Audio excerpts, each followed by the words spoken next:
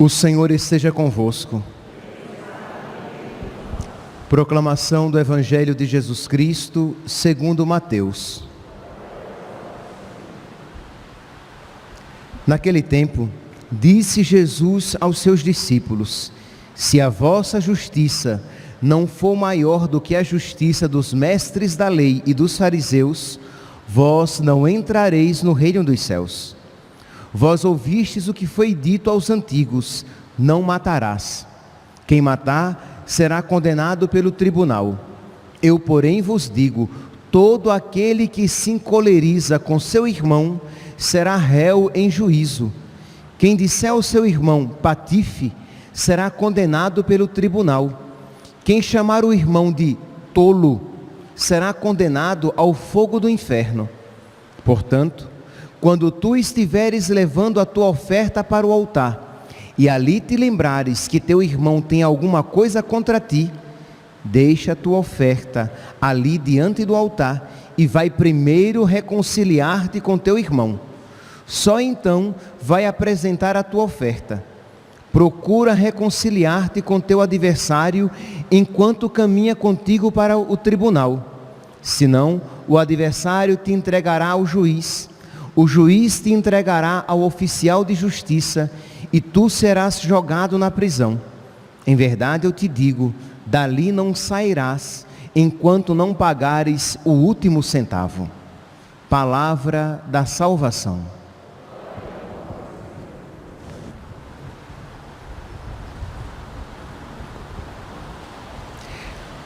Caríssimos irmãos e irmãs, nós continuamos no nosso tempo da Quaresma.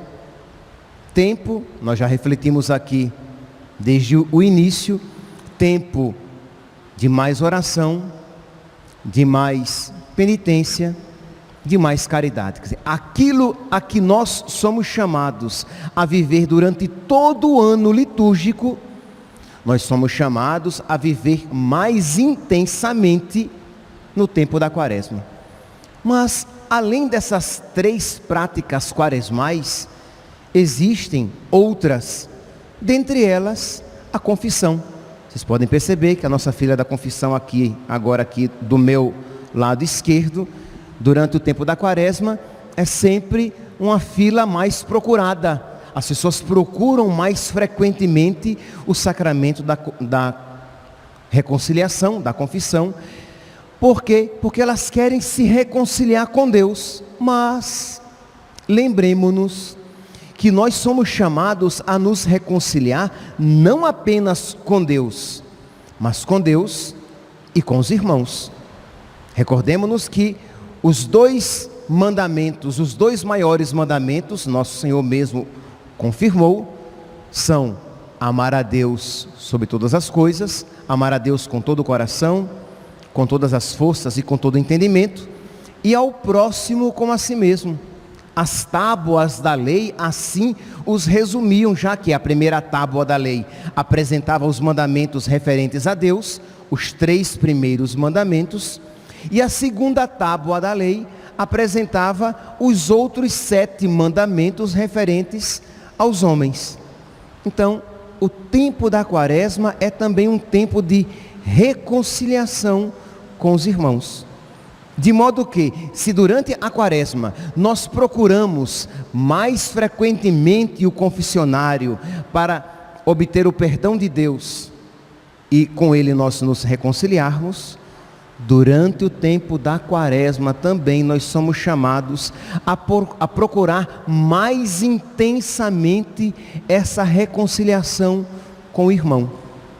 Isto é um tempo de nós olharmos para dentro do nosso coração, procurando se ali existe mágoa, rancor, inimizade, intriga, malevolência contra o próximo, para que eu possa bem me preparar para a Páscoa. Recordemo-nos, A nossa religião, isto é, a religião fundada por nosso Senhor Jesus Cristo, nos ensina que o nosso relacionamento com Deus não consiste apenas num relacionamento vertical entre mim e Deus, mas também no relacionamento horizontal, no meu relacionamento com os meus irmãos. Existia já na época do apóstolo São João, uma heresia chamada gnosticismo, que dizia que a salvação consistia apenas num conhecimento de Deus. Era por isso que São João repetia tanto: quem diz que conhece a Deus, que ama a Deus a quem não vê, e não ama o irmão a quem vê, é um mentiroso, sua religião é falsa. Então é exatamente essa realidade dupla, isto é, o meu relacionamento com Deus e o meu relacionamento com os meus irmãos, a que nós somos chamados a intensificar neste tempo da Quaresma. Pois bem, e é sobre isso que Jesus está falando. Ele está aqui refletindo mais profundamente a respeito do 5º mandamento da lei de Deus: não matarás. E ele nos chama a uma vivência mais profunda deste mandamento. Ele diz: se a vossa justiça, leiamos, compreendamos aqui, santidade, se a vossa santidade não for maior do que a dos fariseus e dos mestres da lei, vós não entrareis no reino dos céus. Ouvistes o que foi dito: não matarás, isto é, tirar a vida da pessoa. Eu, porém, vos digo, versículo 22, todo aquele que se encoleriza com seu irmão será réu de juízo. Quem disser ao irmão patife será condenado pelo tribunal. Quem chamar o irmão de tolo será condenado ao fogo do inferno. Aí você para e diz: crê em Deus Pai. Quer dizer então, se eu chamar alguém de tolo, pronunciar esta palavra, se eu chamar alguém de idiota, patife, quer dizer então que eu já estou condenado? Entenda, a igreja nunca leu desta maneira tão literal. O que a igreja sempre leu sempre interpretou com essa palavra é: aquele que mata o seu irmão no coração já é réu da lei. Isto é, não pensemos que simplesmente o 5º mandamento se refira a tirar a vida biológica de uma pessoa. Ouvistes o que foi dito: não matarás. Eu, porém, vos digo, aquele que mata o irmão no seu coração, já, como diz aqui, será condenado ao fogo do inferno. Versículo 22. Percebe, meus irmãos, que diante desta palavra exigente, nós tememos e trememos. Porque quem é que pode viver esta palavra? Quem é que diante dela não se sente réu?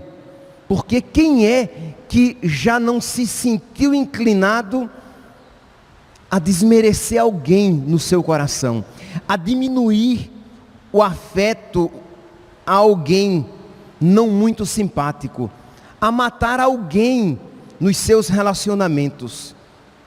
E qual é então o remédio para que nós não sejamos réu de juízo, para que nós não sejamos condenados no dia do julgamento? Porque diz aqui, vou repetir o versículo 22, já que ele é fortíssimo: eu, porém, vos digo, todo aquele que se encoleriza com seu irmão será réu em juízo.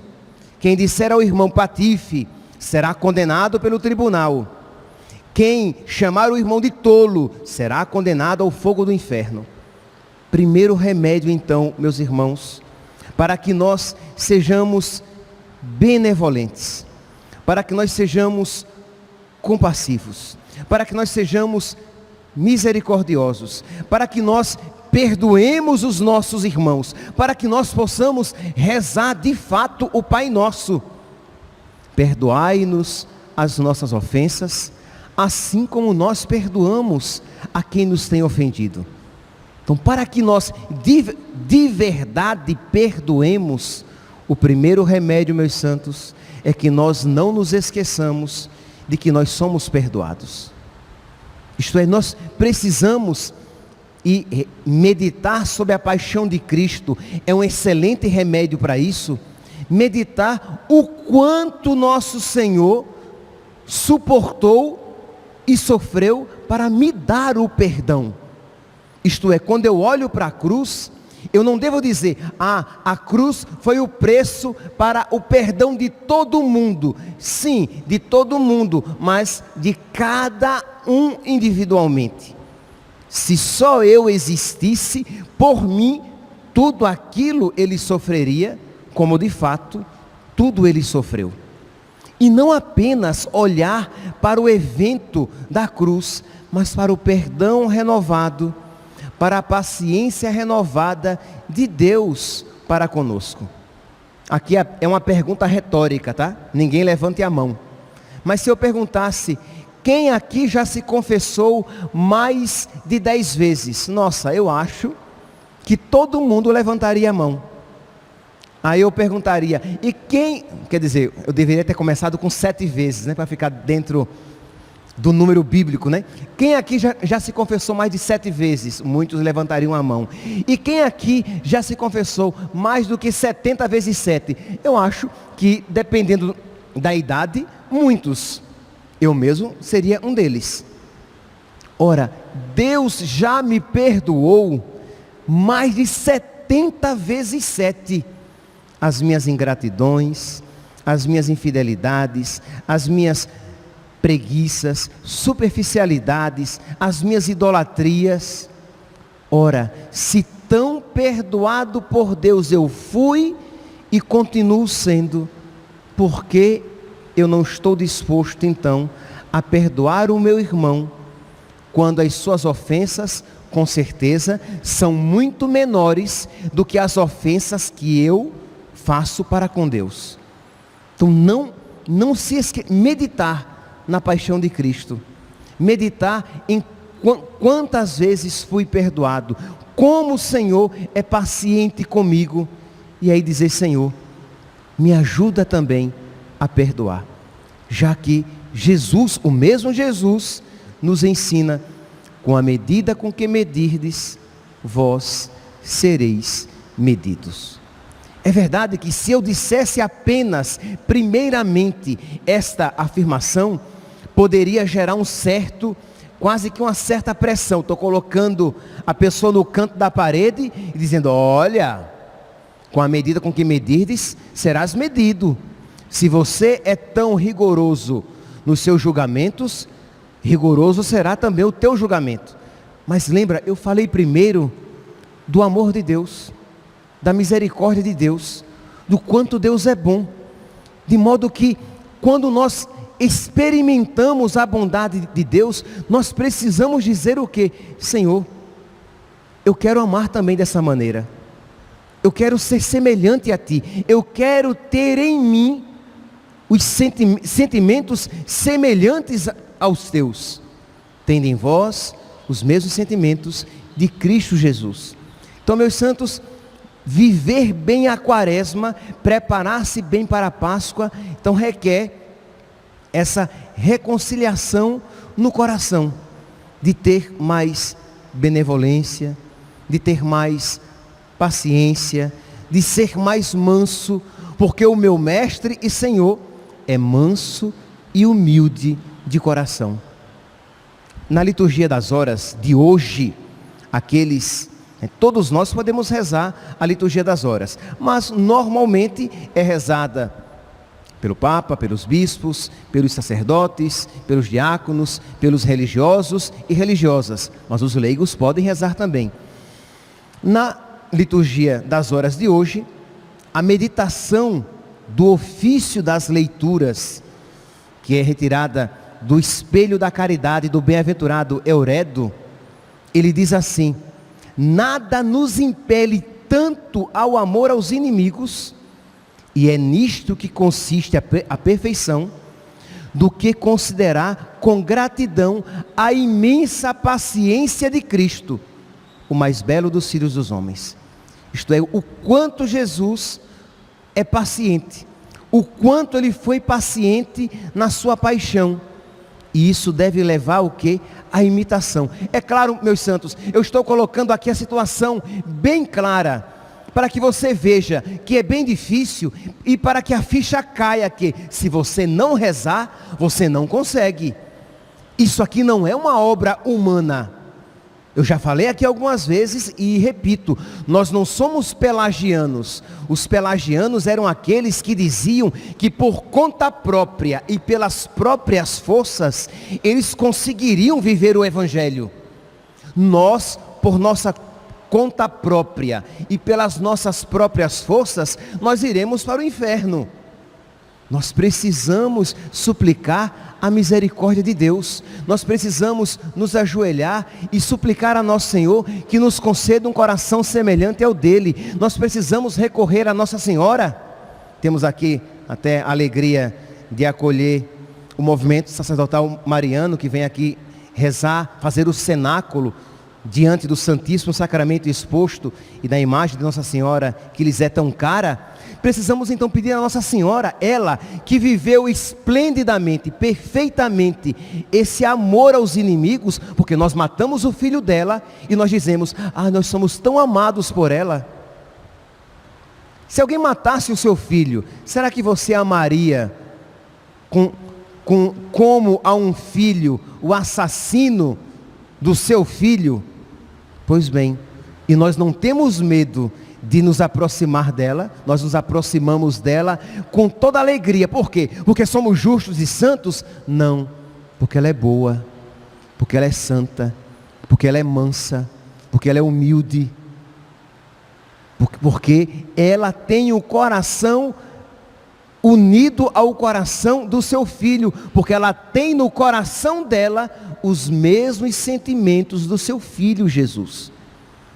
Então, o que é que nós fazemos quando entramos na fila da comunhão para receber Jesus, se não pedir a Jesus que nos faça semelhantes a Ele, que nos conceda a graça, que nos conceda por misericórdia os mesmos sentimentos dele no nosso coração, já que tão unido a nós, naquele momento, mais do que nunca unido a nós, ele está.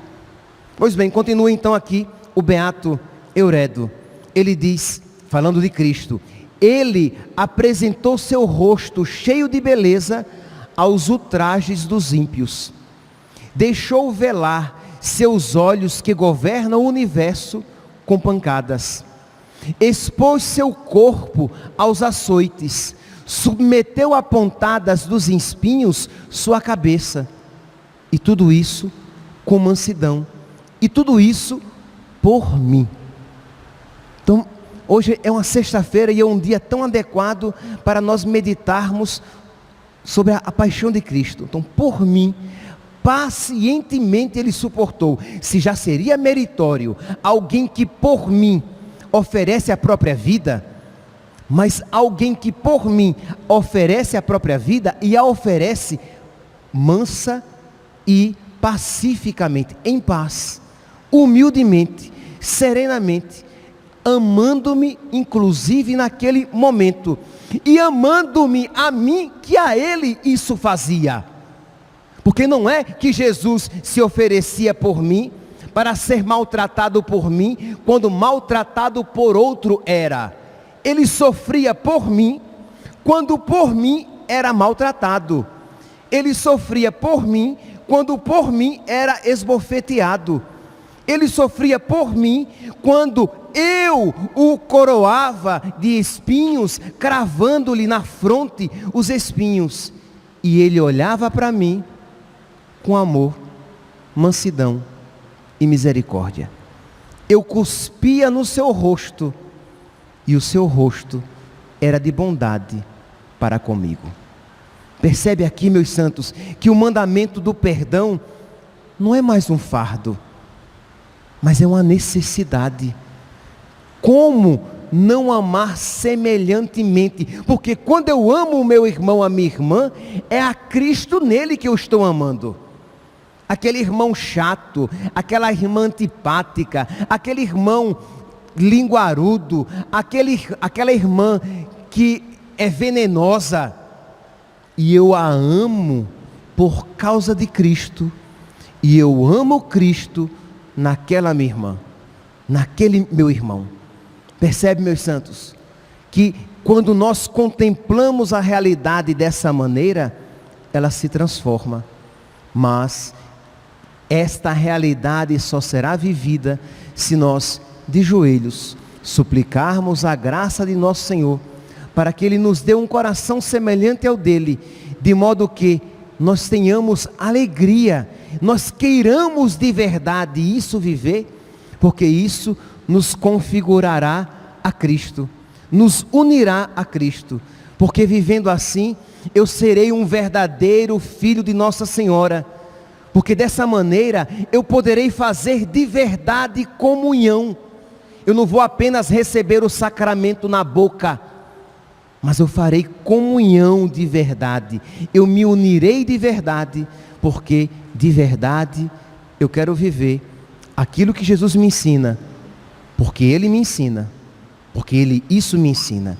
Eu quero viver aquilo que Jesus me ensina, porque aquilo por mim Ele viveu, e eu quero viver aquilo que Jesus me ensina, porque eu sei que darei muita alegria ao seu coração e ao coração da sua Santíssima Mãe. Que nós hoje, meus santos, nesta sexta-feira, de verdade, dobremos os nossos joelhos e peçamos a Deus que nos conceda um coração semelhante ao seu e semelhante ao da sua Santíssima Mãe. Louvado seja nosso Senhor Jesus Cristo. Para sempre seja louvado.